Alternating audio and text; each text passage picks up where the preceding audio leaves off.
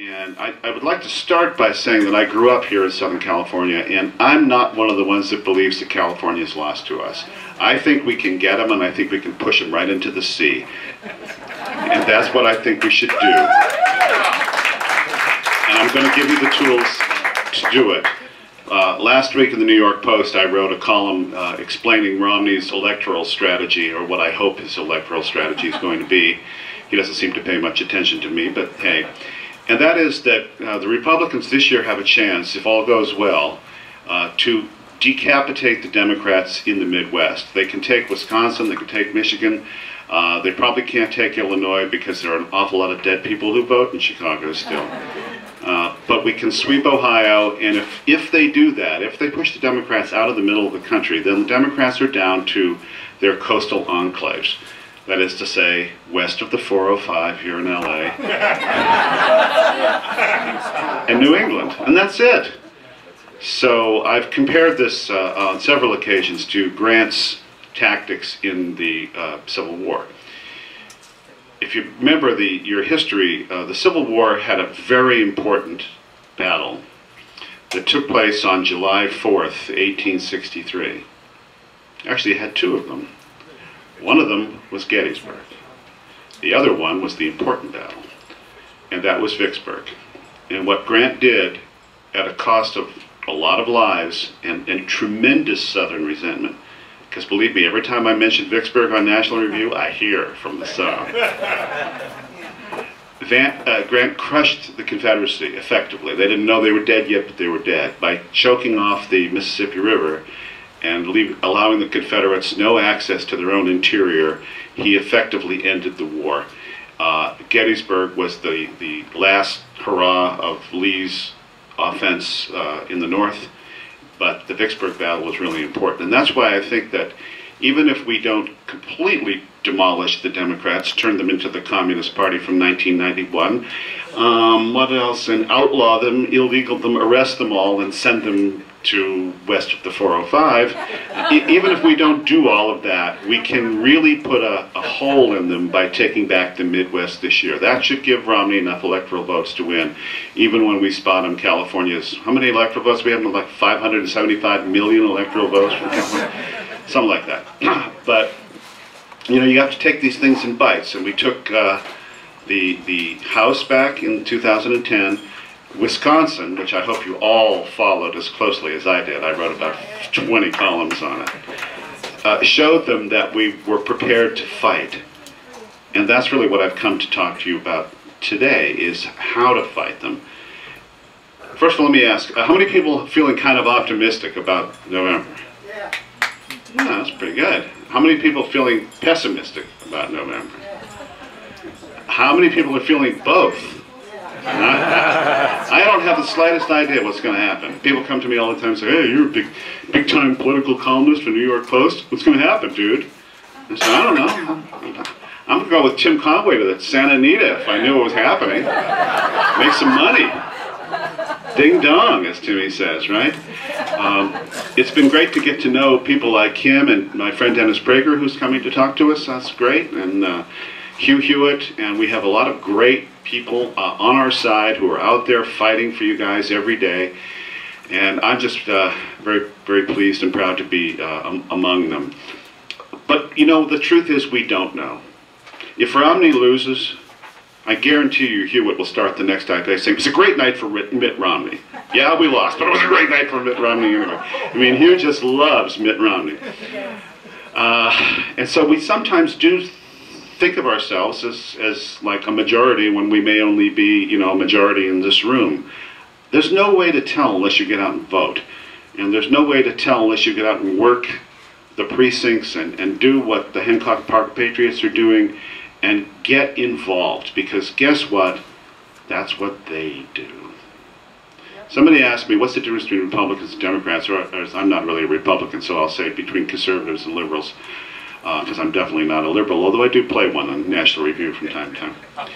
The difference is that we have real jobs, and they work in government and academia and, you know, places where you can basically have a stipend to do nothing or as little as possible. And their full-time job is politics. Their full-time job is you.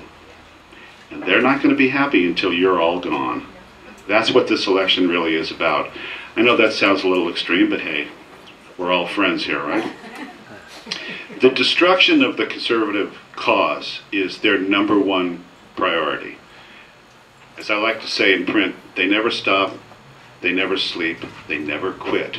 They think about this 24 hours a day. Even when they're sleeping, their little brains are whirring, and they're thinking of ways to destroy the right. Because they think you, we, are evil. And until you understand and accept that, you're going to lose. And that's why I wrote this book 2 years ago, Rules for Radical Conservatives, under my famous nom de plume of David Kahane. We have some for sale here afterwards, and if you brought one that you bought or stole somewhere, that's fine too. I'll be happy to sign it. But let me start by kind of framing the argument for you.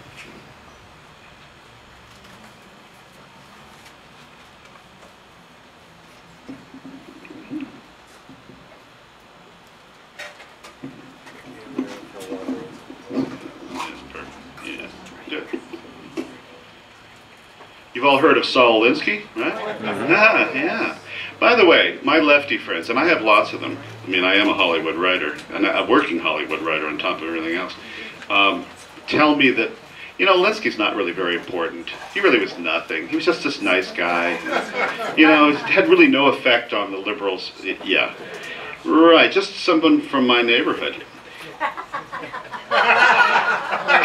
As a great man once said, next to Alinsky's famous treatise, Rules for Radicals, and its predecessor, Reveille for Radicals, perhaps the greatest tactical manual ever written comes from the tag team of Cloward and Piven, who in a famous article in 1966, okay, I was a junior in college that year, no, junior in high school, 1966, for the left-wing magazine The Nation, outlined a strategy for bringing down the United States to overwhelm the system by placing impossible but morally indisputable demands upon it and the tactics with which to implement it.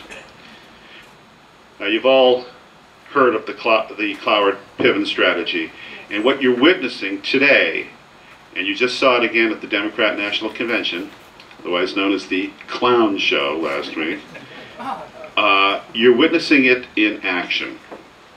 Cloward and Piven are, to give these unsung heroes their full names, Richard Cloward and Francis Fox Piven, who's still with us, articulated their simple but brutally effective roadmap for subversion in an article entitled "The Weight of the Poor, A Strategy to End Poverty." I love this article. Even the title is a lie. It's so perfect about the Democrats. Well, you know when you see a colon that you are in the presence of two big-domed academics, and in fact you are, because oddly enough, both Cloward and Piven were sociologists at Columbia University's School of Social Work. Oh, and did I mention they were both political activists as well, and Democrats. You may not know this about Columbia, but in the 1930s there was a school for social research, as it was called, the so-called Frankfurt Schools. Everyone heard of the Frankfurt School? And the Frankfurt School fled the Nazis. They were mostly communists. In fact, they were all communists. And they fled the Nazis, and they came to America, and they relocated at Columbia University. Now, did some president of the United States go to Columbia University? I know no one can prove it. But I hear that he went to Columbia. This Cloward-Piven strategy, it lies at the root of what the Democrats are trying to do. The idea is to break the country by bankrupting it. And if you don't think that's what's happening, you're not paying attention. What Cloward and Piven wanted to do back in the 60s was overwhelm the welfare system by getting everybody on welfare. And what have we got now? 50%. Record food stamp levels in the United States of America. And they are pushing for more people to get on food stamps. I used to tell my college classes when I taught at Boston University that when the party of take becomes bigger than the party of give, or the party of make, you're done. And what the Democrats hope to do in this election, that's why it's really true that this is a very important election, maybe the most important election since 1860, is with 4 more years, and you notice that Barry didn't really tell us what he's planning to do, I will convey that information to Vladimir later. He'll have more flexibility, and he'll have flexibility to do it to us. And what he will do is to continue spending and bankrupting the country until everyone is dependent on the government. This realizes a centuries-old goal of the Democrats, which is effectively to buy every vote in the United States. Over on the table here you'll see, Greg, maybe you can hold up a copy of the small book, The People versus the Democratic Party, which is just out now from Encounter Books. It's called A Broadside.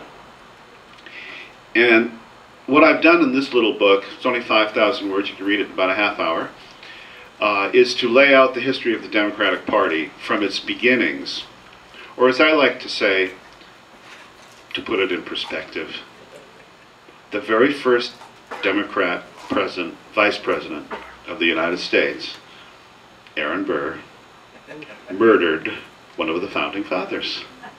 Off to a good start, people, yeah! And then he founded Tammany Hall, which is, of course, the gold standard in electoral fraud, chicanery, thugism, and brutality. So with that background, the Democrats have been at the same thing over and over and over and over and over and over. Now you've all heard, and I know you have because you have lefty friends, or you used to, or you won't have any after November if Romney wins, but that's probably just as well. You know what they'll tell you is, well, you know, at some point the parties switched places. When you bring up the Democrats' history of racism, or as I like to call them, the party of slavery, segregation, yes, secularism, we just saw that, God, boo, Jews, boo. Boy, they're messing with the Old Testament there. That's not a good idea. Secularism and sedition, let's not forget sedition, because they, after all, Aaron Burr got tried for treason, or certainly should have been tried for treason. This party has been after the country as founded from the beginning. And people will tell you, yeah, but they switched places in the 60s. That the Democrats used to be racist, and then they all suddenly became Republican senators. And you go, all who? And they say, well, Strom Thurmond. You go, and who else? And they go, well, all of them. Well, Strom Thurmond was it. So the next time they want to bring that up, you can just remind them that, oh, I don't know, they had Grand Kleagle of the Ku Klux Klan as the conscience of the Senate until he died. The man who said white N-word on Fox News. Nothing happened to him. They had Ted Kennedy. As somebody wrote just this morning, Ted Kennedy, who's the only one who has a confirmed kill in the war on women,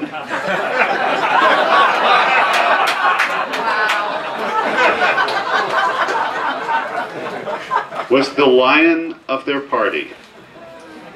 I mean, this is a pretty morally reprehensible group of people. And I mean that in the nicest possible way, of course. Because I would like to keep working here in Hollywood. So how do we fight them? What do we do? I've told you that we don't fight back hard enough. And when I wrote Rules for Radical Conservatives, I got the following question from Kathy Lopez, who I love dearly, and she was interviewing me for National Review about the book. And she said something like, well, she was just posing the question, she wasn't arguing the point. Should we fight dirty like they do? Yes. Hell yes! How are you going to beat them if you don't fight them the way they fight you? Brass knuckles, clubs, right? AK-47s, well, you bring a knife to a gunfight, you know, look, they play for keeps and they play for real. So what I've done in this book is lay out 10 rules. Alinsky, by the way, there really is, if you read Rules for Radicals, and I hope you don't, because I read it for you, so you don't have to, but there's a double set of rules in Alinsky's book, and some have to do with means, and some have to do with morality, and of course it's all dictated by Satan, but that's, you know, that's another point. It's often said that Alinsky dedicated Rules for Radicals to Satan, which is kind of true in that Lucifer gets an acknowledgement in the prologue to Rules for Radicals, because, and this is important actually, Alinsky admired Lucifer, as do the Democrats, as far as I can tell, because what Lucifer did was he's always the rebel. And if you think about the Democrats, they're always against everything, aren't they? Right? I mean, they're against you, to start. They're like, I used to say, they're like the kid in class, and you're minding your own business, and he's behind you, and he pokes you, right? You know, and you turn around, and he's Eddie Haskell, and Leave It to Beaver. And then he throws something, hits you in the back of the head, you turn around. I went to Catholic school, and then the third time he does something, you turn around, you belt him, and then the nun comes down on you. Well, that's how they are. They're always attacking, they're always pushing. They never defend anything. I actually admire them for this. They don't even take prisoners. They're like Patton going to the relief of Bastogne. If you remember, that Patton had to race the Third Army in one of the greatest feats of logistics ever in American military history to get to relieve General McAuliffe and the other troops during the Battle of the Bulge in freezing cold weather, the last great German offensive. And what Patton said was, I'm not even taking prisoners. If you remember the movie, Patton, the famous speech where he comes out, he kind of alludes to that, and that was just before the main operations launched for him in World War II. He said, the heck with the Germans, we're just going to go right through them like grease through a goose. And I think he was slightly more pungent than that. And we're going all the way to the relief of Bastogne. That's how the Democrats fight. They really just go, they flail at you 24 hours a day. So we have to learn how to fight back. So I'm going to give you an overview of the rules now. And I'm sure that many of you already do this in your own private life. It's not going to be easy. Because we like to be liked. We really don't really start fights. Well, I do, but most of you don't. We want to be left alone. We work at our real jobs. We try to hang on to 25% of our money if we're lucky. We go home to our wives and our children, and we get up and we do it again the next day. And 4 years, or every 2 years, we vote, and we say, oh, those darn Democrats, we've got to beat them this time. But we don't live, breathe, eat, sleep politics the way that they do. And we have to do that. Even if you do it for the next 60 days, just do it. You all have sick leave, don't you? I mean, like, take the day off, right? Take the next month off. And really pay attention to what they're doing and counter them. Now, those of you who are in the entertainment business here know that we have this super top secret group that nobody knows anything about. Uh-oh, somebody knows something about it. And occasionally I will speak to this super top secret group that nobody knows anything about. And the young or the new conservatives who have come to discover that they're not the only people in Hollywood who are conservative say, what should we do? And, I heard Bill Whittle's name mentioned. Billy's a good friend of mine, and he and his business partner Jeremy Boring are really taking the lead in now running this super top secret group that doesn't really exist. And I will occasionally go to these lunches, and when they say, what should we do, I say, punch them in the face.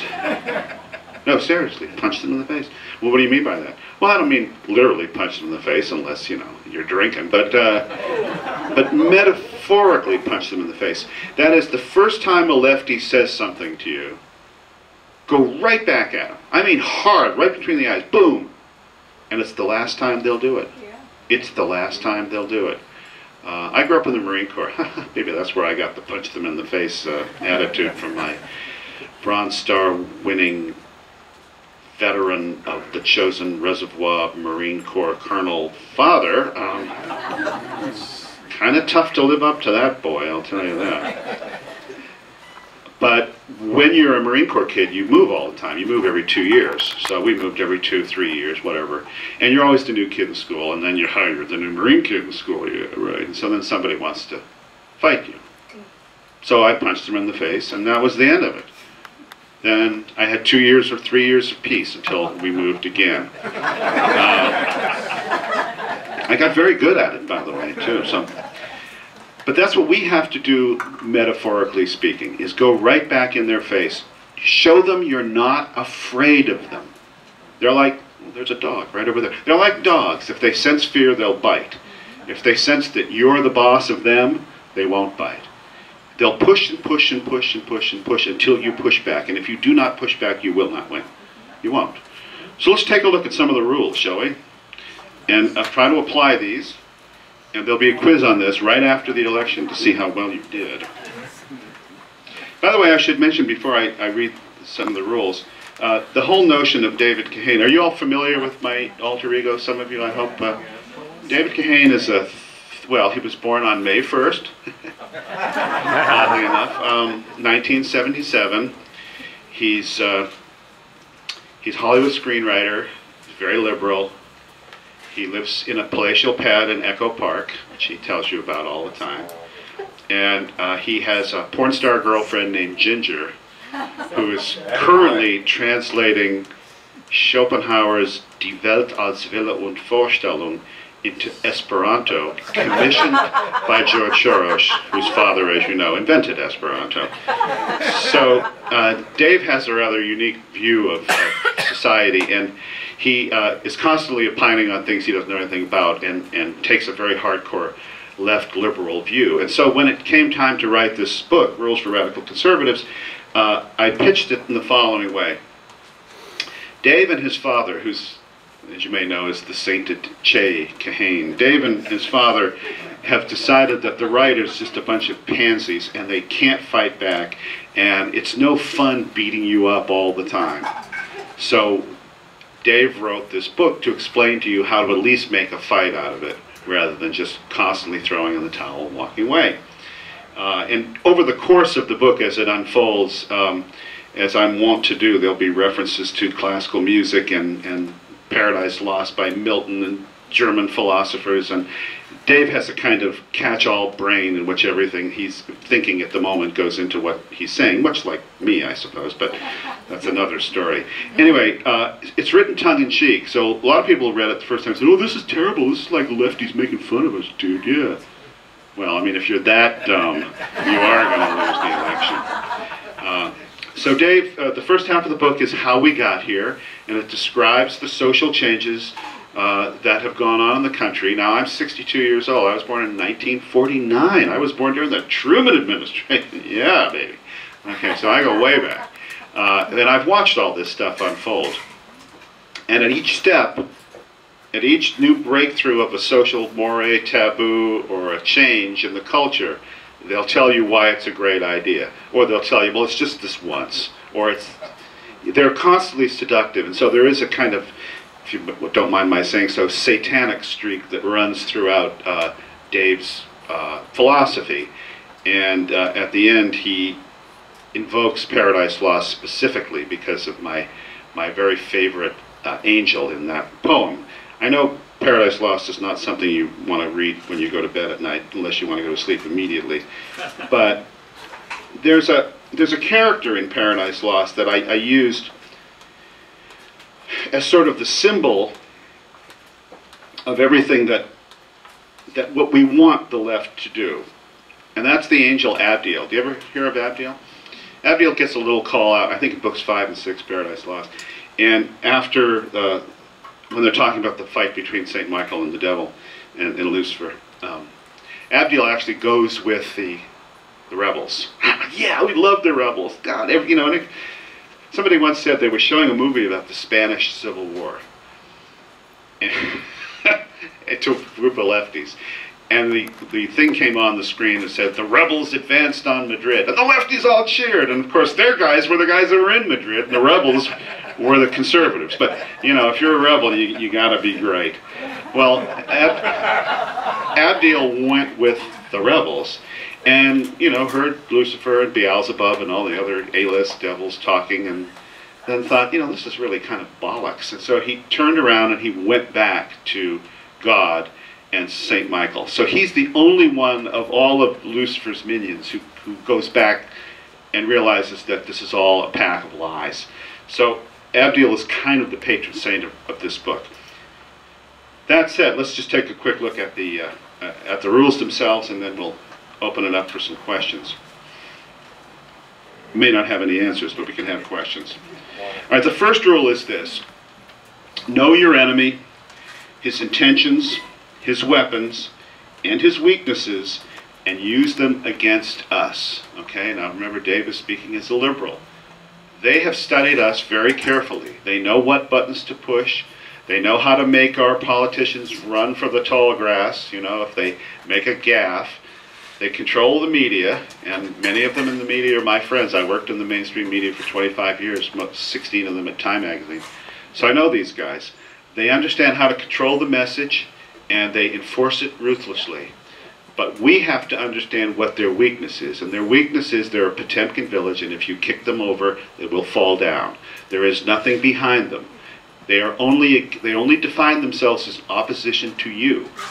So you must understand that. That is their weakness. They have no strength. They have nothing that holds them up except a tremendous animus against society. Having lived through the 60s as a college student, when Barack Obama said, we're 5 days away from fundamentally transforming, I knew what he meant. Did anybody here have any doubt what he meant? No. Most people heard, oh, no more Bush. No, that's not what he meant.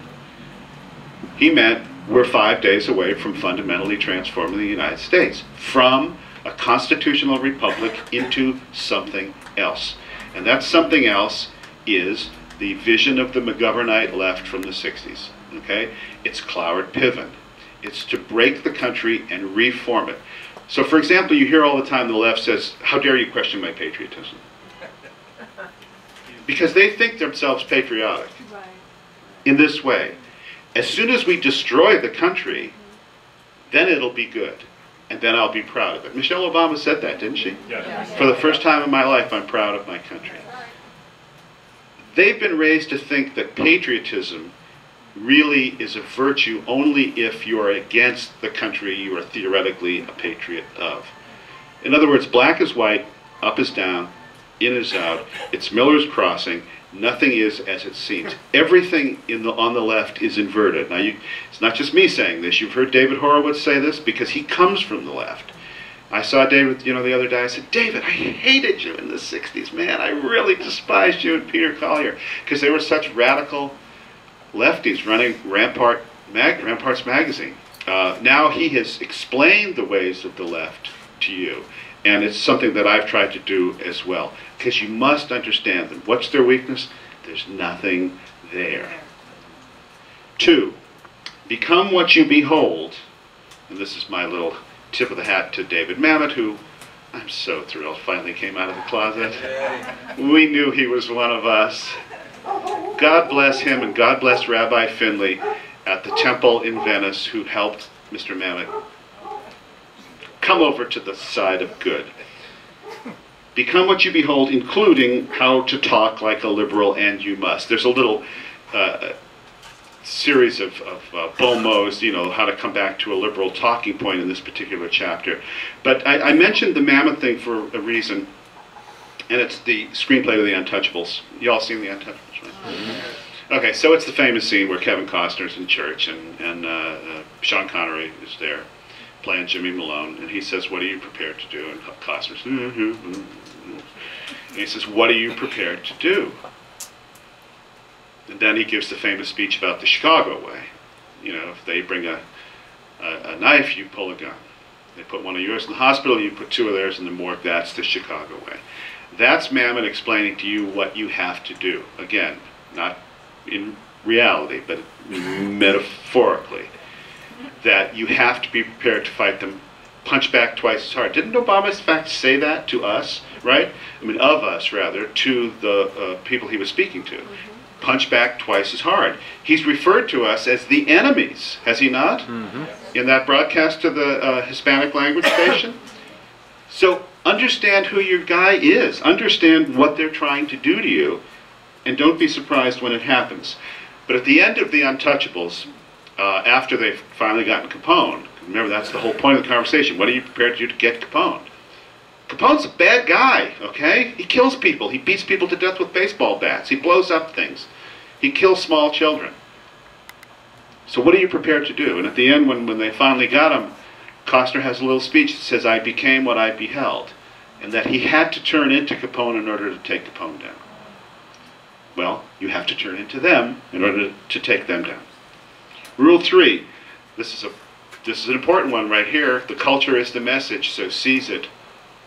Okay, I always wanted to be a screenwriter from the time I was 5 years old, growing up in a military household in San Diego, California, and I finally am living the dream that I dreamt for such a long time. It took a long way to get here, but I did it. Also become a novelist and a journalist and everything else. But I don't meet a lot of me in my professions. I mostly meet a lot of them, right? I tend to be the minority in every room I'm in, except today, I guess. Right? But we need your children, people, okay? The trouble is the right sends their kids into business. They don't send them to Hollywood. They don't send them to storytelling professions. They don't send them into academia. They don't send them into places where, you know, they actually make a difference on the culture. I am tired of having this conversation with Republican congressmen who shall remain nameless, but I've had it with 2 of them in the last week, that the left funds Media Matters for America to the tune of millions and millions of dollars a year. If I put up a post on the corner, the first 3, until recently, because we've redone the comments, the first 2 or 3 things would be some supremely nasty personal attacks on me by people who are paid by Media Matters to comment on me. And it's not just me, it's everybody else on the corner. It's Andy McCarthy, it's Mark Stein, it's all of your favorites. They have a legion of people who monitor us, who get Google alerts about us, and who immediately attack. Before anybody says, yeah, Walsh, that wasn't a bad piece you wrote, it's kind of good. No, I have to hear how awful I am. We have nothing like that. We don't fight. And our rich people do not support our own media operation. They don't. They just say, well, I don't see the return on my investment. Well, the return on your investment is, how about not having the Justice Department close your business down on November 7th, Koch brothers? Huh? You want to see Eric Holder show up with a subpoena? You're going to see it, buddy. You don't get that, do you? They don't get it. They don't get it. Look at what happened to Gibson Guitar, right? That's just the beginning. That was a little warm-up. Wait till Koch Industries gets a load of what Eric Holder's gotten ready for them on November 7th, if he wins. So the culture is the message, seize it. Get your kids involved. Teach them to read and write. Get them into the pitch business. Get them out here. Plenty of room. Any number can play. And the more of us there are, thank you, Clint Eastwood, the less they can come back. Clint did everybody in this town such a big favor. You have no idea. Because he made it okay to make fun of Barry. He gave America permission to make fun of the President of the United States. And everyone should make fun of the President at all times, no matter what party the President's from. But he made it okay to do that. And he said to every conservative, and you notice he mentioned John Voight, who of course also is a member of this super top secret group that doesn't exist. But I just saw John 2 weeks ago. He mentioned names, and he's going to make it easier for everybody else who's in it now to come out. Now I'm out, Bill Whittle's out, Jeremy Boring's out, quite a few of us are out, but I want more people to come out, and thank you, Clint Eastwood, for doing that. Number 4, this comes from my Marine background. Get on offense and stay on offense and take no prisoners. Think of yourself as General Patton. Go after them. Attack them. They hate that. Believe me, you've never heard, when they start shrieking, you know how the left goes, you know, and they make that banshee noise? You got them. That's because you attacked them. And they have no defense except to call you a Nazi. Racist. Let's see. Oh, racist. I want to go back to Nazi for a minute. What part of National Socialist German Workers' Party sounds like the Reagan Revolution to you? Yeah, they don't like that. But you notice they threw Nazi around again at the convention. 3 times. And when I was editing Big Journalism, occasionally I'd get some lefty thing, talk about Nazis, and I said, okay, new rule at Big Journalism here. Unless you're prepared to speak to me in German, which I do, and you're prepared to cite primary sources to support your theory that the Nazis were a right-wing organization, I don't want to hear from you. And I never heard another word from them, oddly enough. Number 5, let the dismantling begin. This is where it gets hard. Did you all read Andy McCarthy's piece on the corner on National Review this weekend? You should, if you haven't. It's called Double-Minded Republicans. I'm just going to give you a little bit of a taste of it. We have lost a third of the country, and as if that weren't bad enough, Republicans act as if it were two-thirds. The lost third cannot be recovered overnight. It is gone. You cannot cede the campus and the culture, this ties in with what I was just saying, to the progressive post-American left for 2 generations and expect a different outcome. And, here's where it gets worse, today's Republican Party is not very conservative. At a time when the welfare state is inevitably collapsing of its own weight, Romney and Ryan run as its guardians. They've come to praise Caesar, not to bury him. Now this is Andy McCarthy talking. Speaking of the vote to put God and Jerusalem back in the platform, let's ask Mayor Villaraigosa about that when he gets back. Democrats are unembarrassed, maybe even unembarrassable, which I believe to be true. They, you know, God, Debbie Wasserman Schultz, I love that woman. She would lie about anything, especially if there's a camera pointed right in her face. It's like the Obama debate in Congress. They're not worried about what it looks like, they're worried about winning. Today's Republicans are worried about what it looks like. Okay, this gets back to my notion, you gotta stand up for what you believe. Winning is secondary. What matters most is that they not appear too mean on a stage they've allowed their bare-knuckle opponents to set. There is a big conservative base out there, bigger than a third of the country that we've lost, but they're left to scratch their heads and say, I'm supporting this guy. Why? Oh yeah, because he's not Obama. That's a lot, but will it be enough? Obama's base, that lost third of the country, may not be as enthralled as they were in 2008, but they are committed, utterly convinced about who the villains are, you, and prepared to be as chameleon as it takes to reel in, from the culture they dominate, the additional 15% or so needed to push their guy across the finish line. That's how what should be a landslide for this opponent has become a squeaker. Okay? So, Andy makes the point, Romney and Ryan don't stand for dismantling the welfare state. They stand for patching it. And that may be as good as we're going to get this election, but until the dismantling begins, as somebody said, until I see the dynamite charges under the Department of Commerce and the Department of Education and the Department of Energy, I won't believe the Republicans are serious about dismantling anything. And Reagan's great failure, of course, was not to dismantle the Department of Education, which had been a campaign promise. So we must dismantle the welfare state. That's going to take longer than I'm going to live, but it's something we have to all get involved in. Because we have to give permission, this is the way Clint Eastwood gave us permission to be conservative in Hollywood, give the American people permission to understand that a welfare state is not in their best interest. It's not. Number 7, adapt the time-honored conservative message for a new kind of America and a new kind of American. I'm at some point going to have a serious fight with my colleague Mark Krikorian on the corner, who's very anti-immigration. I'm not. I'm an immigrant. My family came here from Ireland. All of our families came here from somewhere. Can the immigration rules be strengthened? Can they be toughened? Yes, but to be reflexively anti-immigration is nuts. And yes, the country needs to assimilate immigrants, and yes, we need to enforce English as the only language, or the official language of the United States of America, which it is, but we can't be seen to be anti-immigrant. And I thought our presentation of people, speakers at the Republican convention was very good. The Democrats assume, though, that they're all really, you know, like Condoleezza Rice, honorary white man, right? Susanna Martinez, honorary white girl.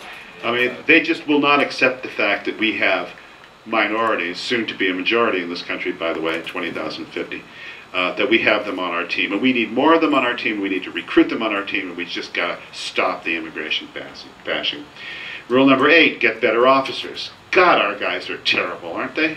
I mean, really. I spent the whole primary season very much in the anti-Romney camp, because I just didn't feel, I don't believe a word he says, for one thing, and I felt that his positions were kind of positions of convenience. Now he's our guy, and we're going to have to vote for him. We're going to have to drag him over the finish line one more time, and thank God for Paul Ryan, right? Yeah! Without Paul Ryan, I think they would have had a real big base turnout problem. But we need better officers. And one of the things, literally, I have lots of friends who are young military officers. A couple of buddies in the Air Force fly the A-10 Warthog. You know the Warthog? You ever seen that plane? That is death from the skies, baby. They said that in Afghanistan and Iraq, the one thing that really terrified the Al-Qaeda fighters was when an A-10 Warthog, which is the ugliest plane you've ever seen. It has the engines, as Greg knows, it has the engines on the wings. It has a gigantic, effective Gatling gun on the front. It fires doom, and it can come right down and look you in the eye and blow you to pieces. They really hate that. Well, I have a couple buddies who fly those suckers in Tucson, and I say to them, you got to run for office, guys. You do. I mean, our military, I don't know, my brother just retired as an officer in the Navy. My father was Marine Corps officer. I got spooks galore in my family. We come from this tradition. If you know military people, you know that they're well-spoken, they're educated, they're smart. They're not cavemen troglodyte. Oh, yes, of course, they enjoy blowing stuff up. Who doesn't, right? But it's in a good cause. And I say to them, you guys have got to run for office. That's where the officers have got to come. Anybody love Alan West like I love Alan? Yeah. I had a nice long talk with the colonel about 6 months ago. And boy, they after him. They're after him because he's a threat to them. Any person of color is a threat to them, and they have to take him down. Why they destroyed Herman Cain? And they will just go after them. But people like Colonel West are exactly who we need for our officers as well as our military officers. Two more. Never stop fighting till the fight is done. Remember that line also from The Untouchables, when Capone loses in court and he gets right up in Kevin Costner's face, and he says, never stop, and Costner says, never stop fighting till the fight is done. That's a lesson we forget. Remember 1980? We won. Yay! 1984? 49 states to 1. Okay. Guess we whipped them. Then everybody went home. And look, they're back. Like poltergeist, right? They never stop, they never sleep, they never quit. Barack Obama is too young to be a 60s generation guy, but he is effectively that candidate. He is their dream come true candidate. He's a minority who speaks well and did not scare white people. That's what got him elected, and it's what's keeping him in office. Geraldine Ferraro took a huge beating when she pointed that out from the left, remember? And she died in bad odor with the Democratic Party. We don't have to compete with them in this victim politics.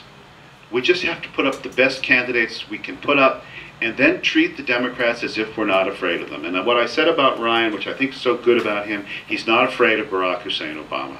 He's not. He showed it to him in that budget meeting, and he'll go right after him should the occasion arise.